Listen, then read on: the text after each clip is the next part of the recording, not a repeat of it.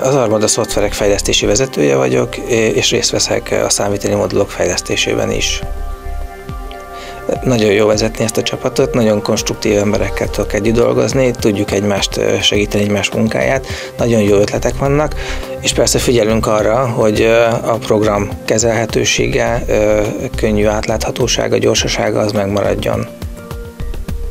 Én nagyon szeretek programozni, kimondottan szeretem azt, hogy meg kell ismernem új szakmákat, meg kell tanulnom, meg kell értenem azt a tevékenységet, amit le kell programozni, és ez plusz kihívás. Közel állnak hozzám az Armada programok, mert jó felépítése miatt, mint fejlesztőnek, könnyű fejleszteni, jó fejleszteni, könnyű újabb funkciókat belerakni, bővíteni, és így hamar el tudjuk juttatni a változásokat az ügyfelekhez.